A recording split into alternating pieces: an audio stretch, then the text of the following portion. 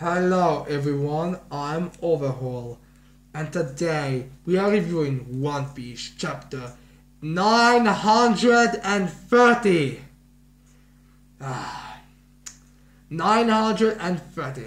That's quite a big amount of chapters, isn't it? And considering how far the story is, but still, who cares really? So yeah, in this chapter, I really don't like it that much, but that's really because nothing that super amazing happens in it. And consider the fact that after what was it, 2 or 3 weeks of a break, and the next chapter is also, and it's gonna be 2 weeks until the next chapter.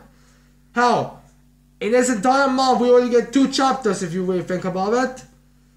It's just a bit underwhelming. But alright, so let's review it. Now, we start this chapter off in a bit of a past moment, I would say, in which Zoro and that little guy, the drummer, are coming to his town. And everyone in that town is happy and cheery. And in case you wonder why everyone in that town is happy and cheery, is because that town believes that if we smile and keep on laughing, we may have good fortune happening to us. So it's kind of sick to think about the way that people seem to kind of act. I wouldn't be surprised whenever someone there dies, they actually bury them, and when they are having those moments remembering the person, they most likely laugh there too. Oh, at least now, at least I'm not the only one that can, laugh at funerals. And in case you're wondering what I mean with that is I have a weird mind thing that basically makes me unable not to laugh when I'm in places like that. Seriously, a family member dies and I need to make sure I don't laugh. I don't know why is that a thing. Maybe my mind cannot comprehend a tragic moment of something, but for some strange reason, my mind always wants to think about stuff that make me smile. I don't know, it's a problem and completely inappropriate, but how? In this village, apparently that's how they mourn their people that died, because, let's just say the way people start to speak when Zoro and Anil come, they're like, oh, you're back, we don't have any food, and basically all the genetic leftover town. Which we find out in this chapter that all the towns that don't have nobles in, they're all called leftover towns. It's just differently named. If you ask a person, how do you call the towns about the nobles and all that? We call them leftover towns. What's this leftover town? This town is called Abasu. This town is called Kure. So yeah, it's like that goes the way. So yeah, we also find out the original boy, which I may or may not have mentioned in a previous chapter, has come here and people say he has given us gold so we can buy clean water. The way it's kind of phrased and speaked about, it seems like it's possible that that little guy who's with Zoro might be the original boy, because, for instance, he's a very small character, and outside of his backside or side, like outside of his, we haven't ever seen anything resembling his face. Like, we've seen his body but not his face. Could be that guy that's with Zoro, needless to say. So yeah, it's possible, and how it would make sense, but yeah. So we have that. Also, so the people in that village are trying to have Zoro smiling, because by their logic, even if you just come for a short time, you still need to smile because that good fortune is going to come. So we have a lady, I believe, making Zoro trying to smile, like, I cannot kind of show it to you because you see I can't wear this mask, so just look at My Academia when Nana Shimura smiles, and all for All for One also smiles. It's kind of like that what they're doing with Zoro. And he actually likes her. He just, sure, yeah, alright. He's basically very chill and all that about it. Then a little boy or girl come and give him a glass of water. He first thinks it's from that poisoned well, but they said no, it's actual clean water. And most likely Zoro's gonna do something for this village because this is a village that's already horribly off, and they are actually giving an outsider a piece of clean water. Well, a glass of clean water, not a piece, because it's liquid, not food, but who really cares? Which, it's important to bring out the fact that we do not know how these villages get their food. Like, seriously, I mean, we know how some of them get money for it. They work for nobles and the beast pirates in the fields and all that. And yeah, but how do they get food? I mean, is there like a I don't know, is like a group of beast pirates come to town and says, if you have money, come in and see what you can get. Or is it something, or is it like a building in these towns that are like, ooh yeah, if you wanna come and have something, let's see what you got here. Let's see, maybe you can actually get a piece of bread or something. I don't exactly know, but yeah, Otherwise, possible they also go into those noble type of villages or towns, but I don't believe this village or town does seem to have one, but who really cares? So yeah, Zoro would most likely try to help them, like maybe it's going to be something accidental, like Zoro's like, alright, where do you people usually go and to take a, take a dump or piss? And they're like, there. And so like end up in one of those villages, in one of those towns with nobles, and he actually gets to steal a bunch of food, and maybe he's thinking about going back to others to give them, but then he somehow ends up in that village, and that's when he just decides to give them. Maybe it's something like that, but I don't really know. So yeah. Now we cut to Kaido, who's like, what? Big Mom, that Seeker is here! Make sure she doesn't! Go quickly, grab as many catapults or whatever you can to shoot that bitch down!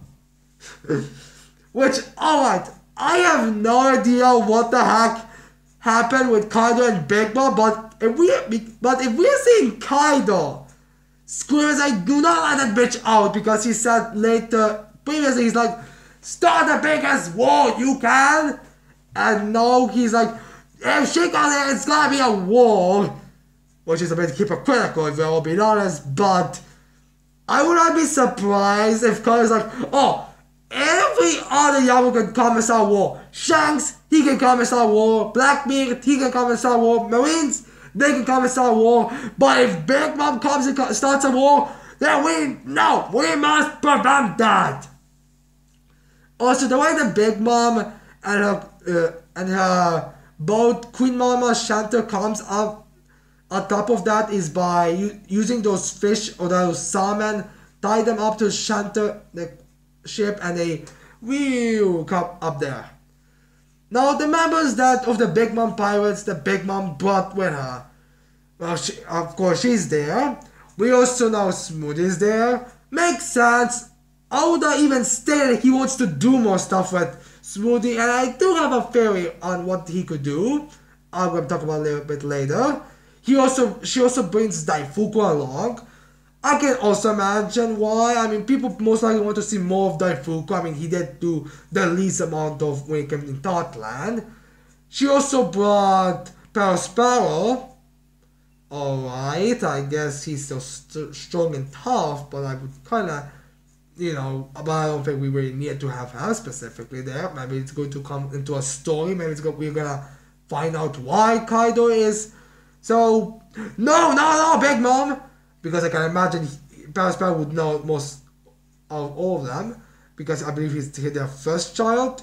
Then it's Compote, also makes sense. I mean, she was stated to be one of the monsters with Smoothie, Karakuri, Daifuku, Alvin, and Paro, so it makes sense. Then we also have Mondor. I would wonder why he was brought. I mean, of all the members, I mean, he didn't seem like very fighting type of a character, but maybe because he was most likely that one of the least damaged character members, that's why he was brought. We also see Galat there. I guess it makes sense. And Mondor and Galat are kind of a team. Then we also got Bascate. I believe that's how you pronounce his name. The guy with a flamethrower and also the spiky teeth in the mouth. That might be some kind of weird dragon type of thing. I don't know. It's weird. It's really weird. I mean, in the anime it was shown that the whole fire breathing thing is actually from his mouth. And he can actually also throw fire from his arms, which are, you know, like in that, who seems to be wearing some kind of strip jacket type of thing. But who really cares? Then we also, I believe, see one of Amande's siblings. I do believe it's actually her youngest sibling. You know, from the official sisters, like from the line. I believe her name was something about Ifele. We see her briefly in the anime just shooting at Luffy, which did not work because he's made out of rubber.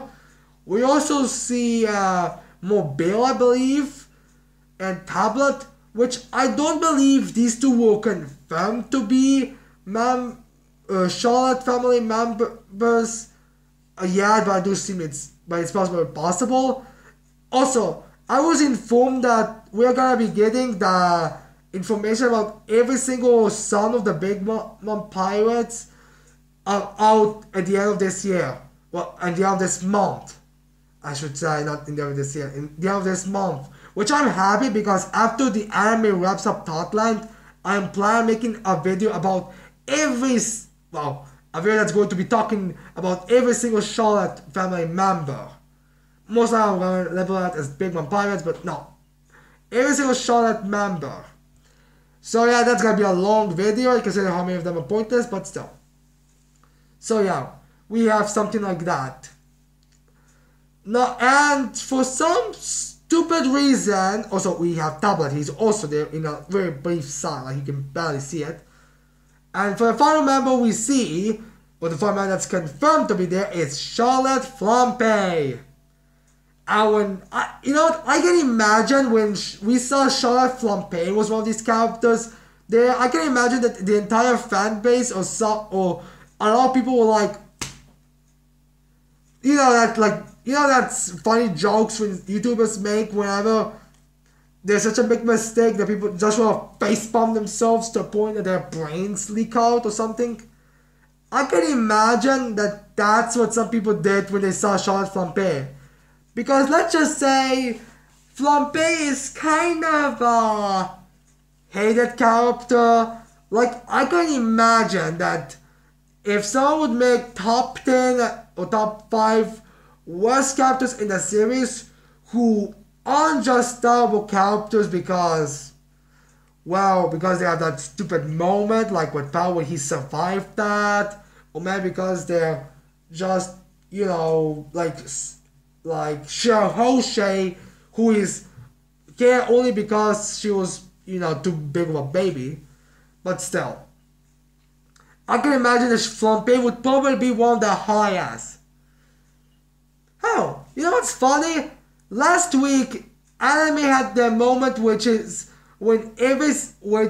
has the reasoning episode where we find out why Flampe is hated so much. And this week we actually see her in a chapter, which is a bit funny. Also, something I forgot to mention, or I didn't really feel like it needed to be mentioned, but in the opening page, we actually see Snack and Arouge racing on dolphins. And the funny thing is, they actually appear in this chapter. So yeah, it's a bit hilarious. So yeah, they come and they nearly succeed at coming in Wano, but unfortunately King of the calamities. King, the wildfire, I believe is his epithet, is actually revealed to be a pterodactyl. Or something similar, like a flying dinosaur. That's what he is. I don't know if it's a pterodactyl. Exactly, but yeah, he's a flying dinosaur. So if we go by the logic of Diamond Fruits, we have 4 Diamond Fruits users in one node that have a Dragon Nome. Different models, but still the Dragon Nome. So yeah. Now as you can imagine, that King actually is able to push the ship, Queen Mama Shantor, back, and it actually falls off to the point a bunch of members fall. Which we know at least a couple of them are Diamond Fruits users, like we know Big Mom, Smoothie, Daifuku, and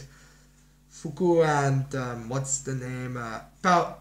Sparrow are Diamond Fruit users, and Mondo and Galat also Diamond Fruit users. Anyone else I don't believe is a Diamond Fruit user. But yeah, King pushes them out, and Aquarius most likely after that, thank God, I nearly got a heart attack. I know I would not die if I got a heart attack. I can tell, I'm pretty sure Oda did not actually draw a super relaxing, thank God, when that happened, but still, you got it. So yeah, we also see Big Mom falling into the ocean, which, since she's a Diamond Fruit user, that should be super dangerous because, Diamond Fruit users cannot move in the ocean. I mean, they can still use their abilities, and maybe that's one of the ways Big Mom could get rescued. Like, she uses her Diamond Fruit to get an ocean homie, which would be OP as fuck. I mean, seriously, it's an ocean homie. But I don't believe the Diamond Fruit users are actually, when they are in ocean, enough able to even use their Diamond Fruits. I mean, maybe they are, but from what we have seen, it doesn't seem like it's not a problem they can use their Diamond Fruits. It's just, well, if you have no strength, you're not like going to be, alright, you son of a bitch. You see that type of thing. They aren't enough with strength to use it. Now, the thing that I believe is kind of happening is that Charlotte's Smoothie was somehow able to get on the shores. Like when it was capsized, she actually jumped and she was able to land on land or something. And maybe some other members are with her.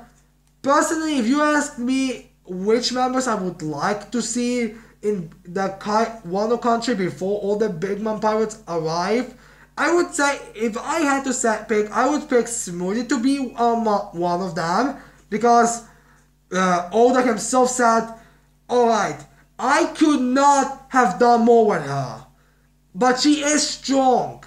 So maybe Oda has said, you know what, I'm gonna give Big Mom pirates already in so I could have Smoothie do something, because if I don't, then we are going to have Totland disaster all over again. About with Smoothie. So I can imagine that maybe that's what happened. And I would also like to have Charlotte Mukuri in the shows, which, if you aren't aware, Charlotte Mukuri is a very meaningless member of the Big Mom Pirates, but I don't know, I just love her design. It's most likely her boobs, but who really cares? I just want to see more Charlotte Mukuri. I mean, I would just love to see it. Also, so we don't know if Mukuri and Snack, who I also want to have in Wano Kuni, how originally before I saw how Snack looks like, I was actually picturing like, actually no, I believe I started thinking about this when we got the alliance thing, and I was imagining that Snack and Jack would just start a brawl, and that's what could happen, but I don't think that would happen. We don't even know Snack is there, but if I had to pick, I would say Smoothie, Snack, and Yukuri. I would pick those three to be in Wano Kuni for a big amount of time. I mean, granted, it's most likely only Smoothie. How we only know Smoothie's there was on the ship, but how I would just like to see it more. Also, one of the reasons why maybe Katakuri and Cracker and maybe those guys aren't there is most likely because, well, Katakuri, you need to prove yourself to be a powerful person because after you got defeated by that monkey, it's shameful. So you need to protect this island with your life because if you don't, you're dead. I can imagine that being the case, or maybe Katakuri volunteered himself. I already disgraced this family and not by losing. I will protect the Totland with my life. Or something like that. I don't know exactly. Hell, maybe he was somewhere on the ship but we didn't see it. Like, I don't believe we see Daifuku. I mean, we see his genie, but I don't believe we see him, so who knows really. So yeah. Also, with the whole Big Mom not falling into ocean, there's many ways you can take that as. You can take her using her their food to make an ocean homie. You can take Power's power using his candy food to get him. You can use Compote. You can use the genie possibly. I mean, I don't know what the genie will be used for. I mean, I can imagine if the Fuku was like, Genie, go get down there and go bring Mama back. Like, I can imagine something like that would happen. Also, the reason why I did this is because Daifuku's genie kinda needs to, because Daifuku needs to rub his tummy every time he wants to summon the genie. And how? Even Smoothie could most likely absorb the water and go so big that she can actually pick up Big Mom. Granted, I don't believe there is any land between it, but how? It's still possible. And that would be a intimidating bit. Like, imagine, Smoothie can grow up to sizes in which she can actually hold with one arm Big Mom, who is almost as the size of a giant.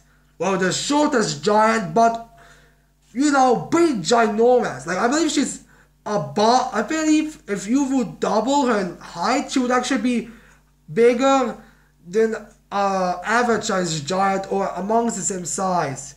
I believe an average sized giant in One Piece is 16 feet. So yeah. Now we got to the final part about this chapter, and that's the Law, Usopp, Frankie, and Sanji running out of the Flower Capital because X-Drake, Hawkins, and Page 1 are looking for them. At that time, Law is like, even if you get captured, even if you get tortured, you must not spill the beans. And Usopp has a little joke where he's like, oh, if I get captured, I'm gonna spill every single goddamn bean I can as soon as I can. And Sanji's like, don't worry, I'll protect you. And in the meantime, Page 1, who seems to be in concussed dinosaur form, which I believe is the dinosaur that actually killed the T-Rex in the third movie. But yeah, he's there, he's attacking the soba stand, and he's like to people, well, I'm attacking your soba stand because that Son Goro is a soba owner and I wanna get him. So if you want me to stop, you need to scream Son Goro. And Son Goro and so that shop owner and Son Goro, which is Sanji's fake name, are screaming for him to come and help or to come and fix it so they can actually still keep things up floating. So yeah, Sanji comes and he kicks Page 1 to the ground and basically ends up going, and basically it doesn't knock Page 1 out, but it does, let's say, at least damage him somewhat. And the reason why Sanji did that was because he was like, I want to scare him where the power comes from. And also, I am a bit happy that this Page 1 headline is a bit stronger than the rest. Because all the other headliners like get one shot at pretty goddamn easily. I mean, the most impressive headliner so far that's not a supernova is Speed, and that's only because, well, she got beaten by Kaido, a guy who can most likely beat the person if he just walks and accidentally like bumps into you, he can probably knock you out. So yeah, not really impressive headliner so far, but page 1, he seems a bit more powerful. And as long as like, you cannot get captured, you cannot get hurt, which, alright, lie, you have your Openome, and you have Chopper, and then you also have another doctor. I'm pretty sure you're kind of safe with the healing thing. But I guess it's more logical.